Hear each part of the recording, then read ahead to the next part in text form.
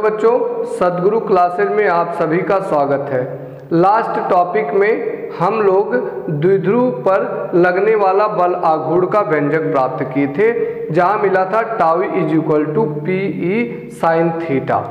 अब हम लोग बात करेंगे कि वैद्युत फ्लक्स क्या होता है। वैद्युत फ्लक्स, इलेक्ट्रिक फ्लक्स, वैद्युत फ्लक्स। अब वैद्युत फ्लक्स क्या है? यदि हम कोई आवेश लें Q, तो हम सभी जानते हैं कि एक स्थिर आवेश वैद्युत क्षेत्र उत्पन्न करता है और उस आवेश के चारों तरफ इन्फिनिटी काल्पनिक रेखाएं होती हैं, जिसे वैद्युत बल रेखाएं कहते हैं। तो इस आवेश के कारण अगर ये धन आवेश है तो इससे दूर जाती हुई बहुत सी रेखाएं होंगी।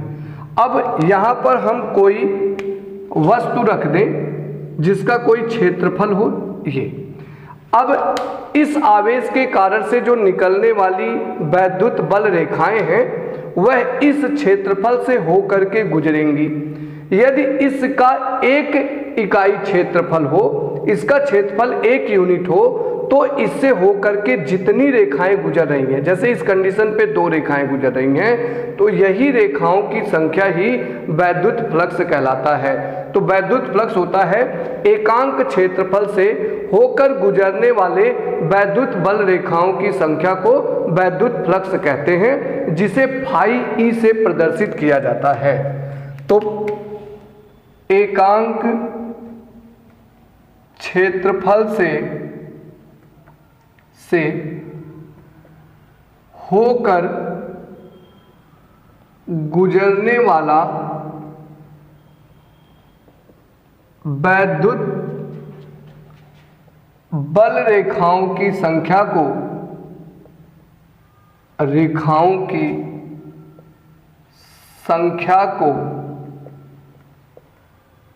वैद्युत फ्लक्स कहते हैं। इसे फाई ई से प्रदर्शित करते हैं। अब वैद्युत फ्लक्स किन किन बातों पर निर्भर करता है? यदि मान लें कि क्षेत्रफल यही रखें, यदि क्षेत्रफल यही हो और आवेश की मात्रा बढ़ा दें, यदि आवेश की मात्रा जैसे Q था तो 2Q रखते, तो 2Q होगा। आवेश की मात्रा बढ़ाने का मतलब वहां पर वैद्युत बल रेखाओं की संख्या बढ़ गई। अब इस समय कितनी रेखाएं गुजर रही हैं? 2 रेखाएं। यदि आवेश की मात्रा बढ़ा देंगे तो वैद्युत क्षेत्र प्रबल हो जाएगा। अब यहां से होकर गुजरने वाली रेखाओं की संख्या बढ़ जाएगी, 1 2 3 4 5, अर्थात वैद्युत फ्लक्स का मान बढ़ जाएगा। अतः वैद्युत फ्लक्स जो है फाई ई, वह वैद्युत क्षेत्र के समानुपाती होता है। वैद्युत क्षेत्र बढ़ाने पर वैद्युत बल रेखाओं की संख्या बढ़ जाती है। और यदि हम आवेश को कांस्टेंट रखें, अर्थात वैद्युत क्षेत्र को कांस्टेंट रखें और इसका क्षेत्रफल बढ़ा दें, जैसे ये क्षेत्रफल था, अब हम लोग थोड़ा और बड़ा क्षेत्रफल का कोई ले लें वस्तु, तो उससे होकर, अब इससे होकर 1 2 3 रेखाएं होकर के गुजर रही हैं, अर्थात पहले कितनी थी? 2, अब कितनी हो गई? 3। अतः जो वैद्युत फ्लक्स होता है यह एरिया के भी क्या होता है? समानुपाती होता है। इस प्रकार से जो वैद्युत फ्लक्स होता है फाई ई, वह EA cos थीटा के बराबर होता है, जहां A क्या है? क्षेत्रफल है। यदि सदिश रूप में लिखें तो फाई ई बराबर होगा E dot D A vector. A vector क्या है? जहां वेक्टर A क्षेत्रफल सदिश है। क्षेत्रफल सदिश क्या होता है? किसी भी क्षेत्रफल के लंबवत होकर गुजरने वाले सदिश को क्षेत्रफल सदिश कहते हैं। क्षेत्रफल के लंबवत गुजरने वाले सदिश को क्षेत्रफल सदिश कहते हैं, जिसकी दिशा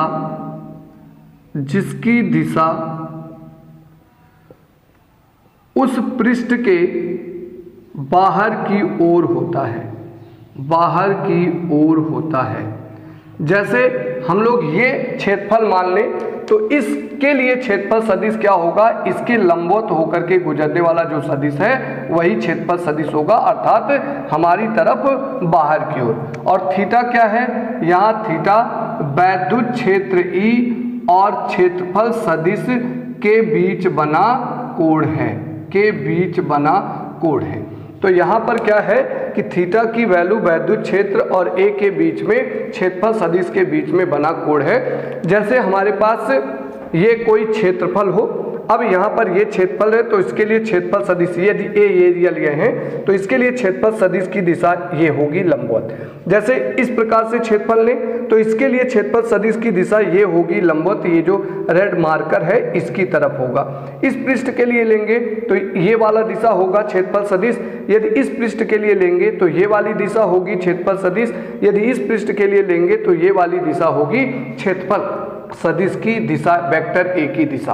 अब यदि हम लोग इस प्रकार से यहाँ पर कोई क्षेत्रफल लिए हैं तो इससे हो करके गुजरने वाली जितनी रेखाएं हो करके इस क्षेत्रफल से गुजर रही हैं उन्हीं रेखाओं की संख्या ही क्या कहलाएगी, वैद्युत फ्लक्स कहलाएगा।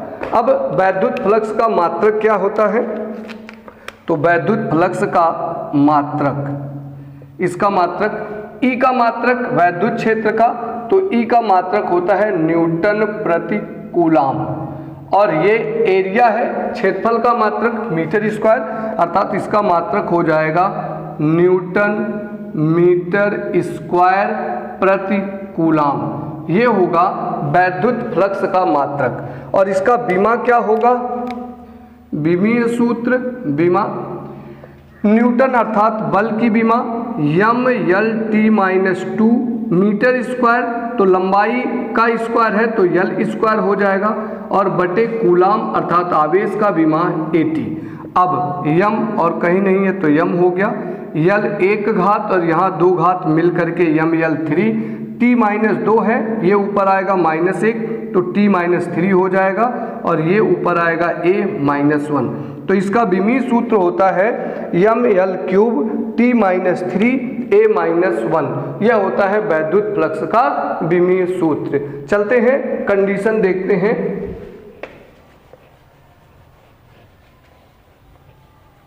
तो हमारे पास मिला है कि वैद्युत फ्लक्स फाई ई बराबर होता है ई ए कॉस थीटा, जहां थीटा वेक्टर ई व ए के बीच बना कोण है, बना कोण है। अब केस फर्स्ट, यदि वैद्युत क्षेत्र तथा क्षेत्रफल एक दूसरे के लंबवत हों। अगर वैद्युत क्षेत्र और जो क्षेत्रफल है वह एक दूसरे के लंबवत है तब थीटा बराबर कितना होगा, 0 डिग्री होगा। देखते हैं इसको, ये हमारे पास हो गया। सपोज करते हैं कि इस दिशा में वैद्युत क्षेत्र है, ये दिशा वैद्युत क्षेत्र है और क्षेत्रफल इसमें क्या है, लंबवत। इस दिशा में वैद्युत क्षेत्र गुजर रहा है और क्षेत्रफल इसके क्या है, लंबवत है, अर्थात यहाँ पर ये क्षेत्रफल है। तो इसके लिए क्षेत्रफल सदिश की दिशा क्या होगी, तो ये क्षेत्रफल लेंगे तो क्षेत्रफल सदिश की दिशा भी यही होगी, इसकी दिशा में वैद्युत क्षेत्र की दिशा में, अर्थात ये ई की दिशा है तो वेक्टर ए की दिशा भी इसी की दिशा में होगी और ई और ए के बीच की जो कोण बन रहा है वो कितना है, 0 डिग्री। इसलिए फाई ई बराबर हो जाएगा ई ए कॉस 0 और कॉस 0 की वैल्यू हो जाएगी 1 और फाई ई बराबर हो जाएगा ई इंटू ए। और इस समय अगर क्षेत्रफल, वैद्युत क्षेत्र और क्षेत्रफल एक दूसरे के लंबवत रख रहे हों तो उस समय गुजरने वाला वैद्युत फ्लक्स मैक्सिमम होता है, सबसे अधिक होता है। नेक्स्ट है केस सेकंड, यदि वैद्युत क्षेत्र तथा क्षेत्रफल एक दूसरे के समांतर हों, अर्थात एक ही दिशा में रखे गए हों तब क्या होगा। तो ये हो गया वैद्युत क्षेत्र की दिशा ई की, और क्षेत्रफल भी इसी की दिशा में है। वैद्युत क्षेत्र की दिशा ये, तो क्षेत्रफल भी इसी की दिशा में ले लिए, ये क्षेत्रफल है। तो इसके लिए हमारे पास हो गया ये इस प्रकार से, ये क्षेत्रफल हो गया। तो इसके लिए एक ही दिशा क्या होगी, तल के लंबवत बाहर की ओर। ऐसे कर देते हैं, एक ही दिशा, ये तल के लंबवत बाहर की ओर, क्योंकि क्षेत्रफल सदिश की दिशा जो तल ले रहे हैं समतल, उसके लंबवत सदिश को क्षेत्रफल सदिश कहते हैं। तो ये ई की दिशा और ये ए की दिशा, दोनों के बीच में कितने का कोण बंधा है, 90 डिग्री का। अर्थात जब वैद्युत क्षेत्र तथा क्षेत्रफल एक दूसरे के समांतर होंगे तो थीटा की वैल्यू उस समय क्या होगी, 90 डिग्री। इसलिए फाई ई बराबर क्या होगा, तो फाई ई बराबर ई ए कॉस 90, और कॉस 90 की वैल्यू 0, इसलिए फाई ई कितना हो गया, 0। यदि वैद्युत क्षेत्र और क्षेत्रफल एक दूसरे के समांतर रखे गए हों तो उस समय वैद्युत फ्लक्स का मान 0 होता है, 0 होता है। आगे बढ़ते हैं।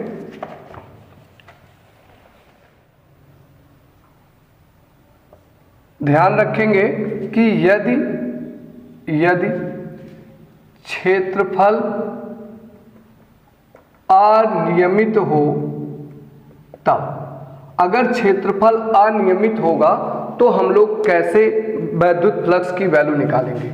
जैसे ये कोई क्षेत्रफल हो गया, ये अनियमित आकृति है, तो इसके अल्पांश क्षेत्रफल ले लेंगे DA, ये हो गया अल्पांश क्षेत्रफल DA। उसके बाद से वैद्युत क्षेत्र कितना है, A, तो इस अल्पांश क्षेत्रफल के कारण से जो वैद्युत फ्लक्स होगा वो अल्पांश होगा, जो होगा d फाई ई बराबर E D A cos theta के बराबर, या E vector dot D A vector के बराबर। तो यदि अनियमित क्षेत्रफल होता है तो उस कंडीशन के लिए एक अल्पांश क्षेत्रफल लेते हैं और उसके के लिए वैद्युत फ्लक्स की वैल्यू निकाल लेते हैं। तब टोटल वैद्युत फ्लक्स निकालने के लिए फाई टोटल जब निकालेंगे तो इस अल्पांश का जो डी फाई ई मिला है और उसका इंटीग्रेशन कर देंगे तो पूरे सतह के लिए, पूरे सरफेस के लिए हमें क्या मिल जाएगा, वैद्युत फ्लक्स की वैल्यू। ये हो जाएगा डी फाई की वैल्यू कितनी, E D A cos theta के बराबर। इस प्रकार से हम लोग टोटल वैद्युत फ्लक्स अनियमित क्षेत्रफल के लिए निकालेंगे। दूसरी चीज कि जो निर्गत फ्लक्स होता है, निर्गत फ्लक्स वह धनात्मक होता है, निर्गत फ्लक्स धनात्मक होता है तथा आगत फ्लक्स ऋणात्मक होता है, ऋणात्मक होता है। अर्थात यहाँ से दूर जाएंगी रेखाएं तो उसे धन चिन्ह के साथ, और इसकी ओर आएंगी रेखाएं तो उसे ऋण चिन्ह के साथ लेंगे। तो यहाँ होता क्या है, अगर धन आवेश के लिए वैद्युत बल रेखाओं की दिशा देखें तो इसके कारण से क्या होती हैं, दूर जाती हैं। तो दूर जा रही हैं तो इसके लिए फाई की वैल्यू जो लेंगे वो धनात्मक लेंगे। अर्थात हम अगर समझना चाहें तो आवेश से समझें कि धन आवेश के कारण से जो वैद्युत फ्लक्स होगा उसे किस चिन्ह के साथ लिया जाएगा, धनात्मक। इसी प्रकार से ऋण आवेश के कारण से वैद्युत फ्लक्स की, वैद्युत क्षेत्र की दिशा क्या होती है, ऋण आवेश के ओर होती है। और ये क्या हो गया, इसके ओर आने वाली वैद्युत बल रेखाएं हैं तो आगत फ्लक्स क्या होगा, फाई ई की वैल्यू इस कंडीशन के लिए क्या होगा, ऋणात्मक होगा। अर्थात समझ लें कि ऋण आवेश के कारण से जो वैद्युत फ्लक्स उत्पन्न होगा उसे किस चिन्ह के साथ लिया जाएगा, ऋण चिन्ह के साथ लिया जाएगा। आगे नेक्स्ट टॉपिक है घन कोण। घन कोण क्या होता है, ये हमारे पास कोई क्षेत्रफल है जहां पर ये इसका सेंटर है। अब इस क्षेत्रफल का, गोले का जो क्षेत्रफल है, इससे इसके केंद्र पर जो गोले का क्षेत्रफल केंद्र पर कोण बनाता है, इसी कोण को ही घन कोण कहते हैं, जिसे डी ओमेगा से प्रदर्शित करते हैं या ओमेगा से प्रदर्शित करते हैं। यदि वैद्युत क्षेत्र की दिशा यह हो और क्षेत्रफल सदिश की दिशा यह हो डी ए, तो इसके केंद्र पर बना जो कोण होगा वह डी ओमेगा घन कोण होगा। तो घन कोण क्या होता है, किसी गोलीय क्षेत्रफल से उसके केंद्र पर बना कोण ही घन कोण कहलाता है, जिसे ओमेगा से प्रदर्शित करते हैं और इसका मात्रक स्टेरेडियन होता है। किसी गोलीय पृष्ठ द्वारा केंद्र पर बना कोण घन कोण कहलाता है। इसे ओमेगा से प्रदर्शित करते हैं। अब यदि अल्पांश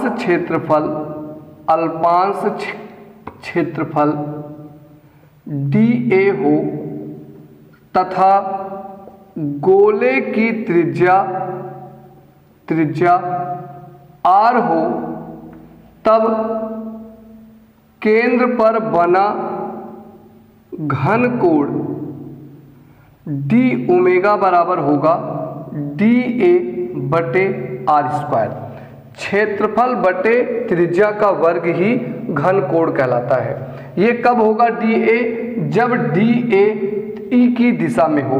यदि dA इसके साथ थीटा कोण बना रहा हो तब यह dA cos थीटा बटे r² के बराबर होता है।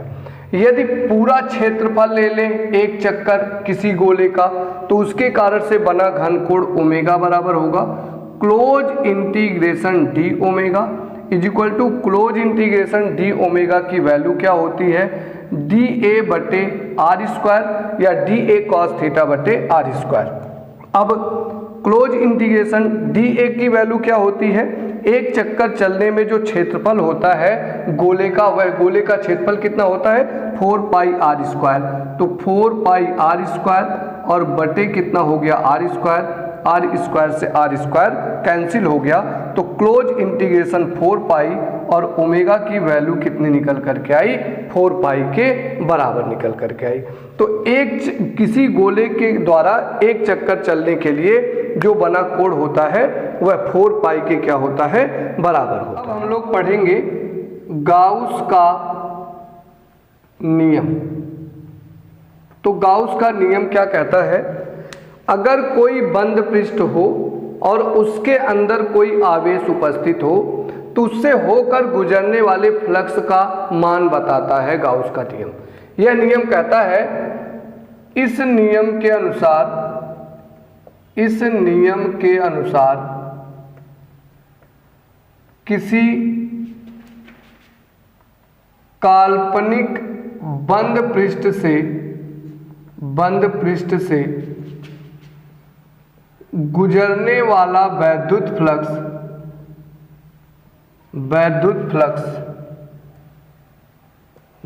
फ्लक्स उस पृष्ठ के अंदर उपस्थित आवेश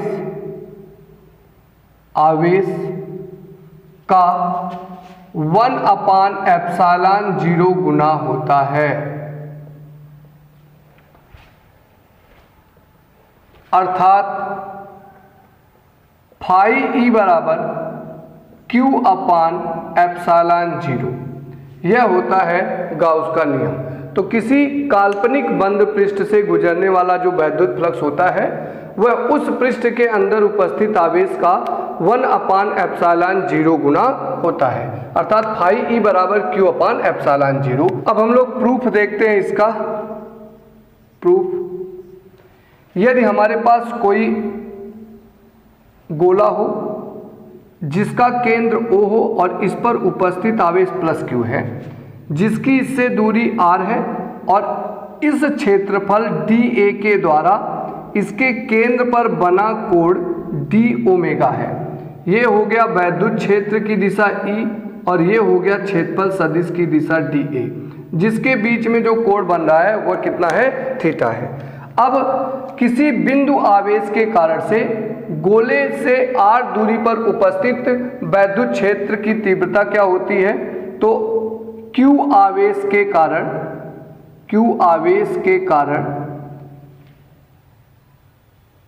गोले के पृष्ठ पर वैद्युत क्षेत्र E बराबर होगा 1/4 पाई एप्सिलॉन 0 इंटू आवेश Q बटे बीच की दूरी का वर्ग r²।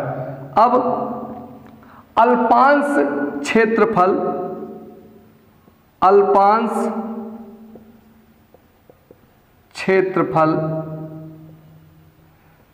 dA के कारण वैद्युत फ्लक्स, अल्पांश क्षेत्रफल के कारण से होकर गुजरने वाला वैद्युत फ्लक्स d फाई E बराबर होगा E dA cos थीटा के बराबर, और E की value 1/4 pi epsilon 0 into Q/r² dA cos theta, ये हो गया d फाई E। यदि अल्पांश के लिए मिल गया तो टोटल काल्पनिक बंद पृष्ठ से होकर गुजरने वाला वैद्युत फ्लक्स क्या होगा, इसलिए कुल वैद्युत फ्लक्स फाई E बराबर होगा close integration d phi E। तो इज इक्वल टू क्या होगा, close integration d phi E की वैल्यू कितनी है 1/4 pi epsilon 0 into Q/r² dA cos theta. जो चीजें कांस्टेंट है वो बाहर हो जाएंगी, आवेश Q कांस्टेंट है, 4 पाई एप्सिलॉन 0 कांस्टेंट है, तो Q/4 पाई एप्सिलॉन 0 बाहर, क्लोज इंटीग्रेशन यहाँ बचा dA cos थीटा और बटे r², ये हो गया Q/4 पाई epsilon 0 close integration dA cos theta बटे r² की वैल्यू d ओमेगा, और क्लोज इंटीग्रेशन d ओमेगा की वैल्यू क्या होती है 4 पाई एप्सिलॉन 0, इसकी वैल्यू ओमेगा। परंतु अभी हम लोगों ने देखा कि ओमेगा का मान 4 पाई होता है, तो ये हो जाएगा, यहाँ Q है, ये हो जाएगा Q/4 पाई एप्सिलॉन 0 इंटू 4 पाई से 4 पाई कैंसिल हो गया, तो वैद्युत फ्लक्स फाई E का मान मिल गया Q/एप्सिलॉन 0। इस प्रकार से गाउस ने इसका नियम दिया और ये इसका क्या है, प्रूफ है। आगे बढ़ते हैं कि गाउस का नियम लगाने के लिए क्या कंडीशन जरूरी है, उसे हम लोग समझते हैं।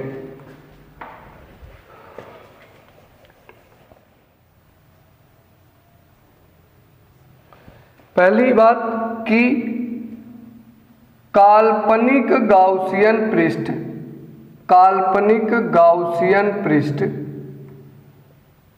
बंद होना चाहिए। तो खुले पृष्ठ के लिए गाउस का नियम एप्लीकेबल नहीं होता, केवल और केवल बंद पृष्ठ होना चाहिए। दूसरा, पृष्ठ के बाहर उपस्थित आवेश के कारण फ्लक्स में कोई परिवर्तन नहीं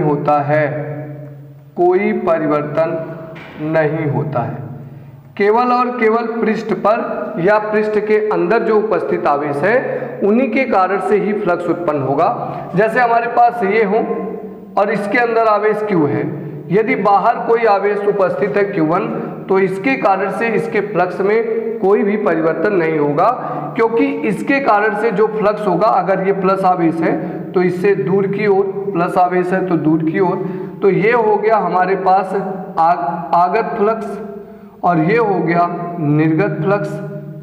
तो आगत फ्लक्स के लिए ऋण और निर्गत फ्लक्स के लिए धन, तो आने वाला और जाने वाले की संख्या बराबर है, तो ये ऋण और धन मिल करके दोनों बराबर हो जाएंगे और कैंसिल कर देंगे। तो बाहर उपस्थित जो आवेश है उसके लिए कोई भी फ्लक्स में परिवर्तन नहीं होगा। अगला, गाउसियन पृष्ठ सममित होना चाहिए। सममित का मतलब क्या है कि जिससे हम लोग गाउसियन पृष्ठ की कल्पना कर रहे हैं वहां से सभी बिंदुओं से जो दूरी हो गाउसियन पृष्ठ की वो समान हो। जैसे हमारे पास है, अगर कोई गोला है और इसके लिए गाउसियन पृष्ठ की कल्पना कर रहे हैं तो वो भी एक गोला ही होगा। यदि हमारे पास कोई बेलन है और उसके लिए गाउसियन पृष्ठ की कल्पना कर रहे हैं तो वह भी हमारे पास क्या होगा, बेलन ही होगा। तो बेलनाकार आकृति के लिए गाउसियन पृष्ठ बेलन, गोले के लिए गाउसियन पृष्ठ क्या होगा, गोला ही होगा। इस प्रकार से हम लोग गाउसियन पृष्ठ को अप्लाई करेंगे। Thank you.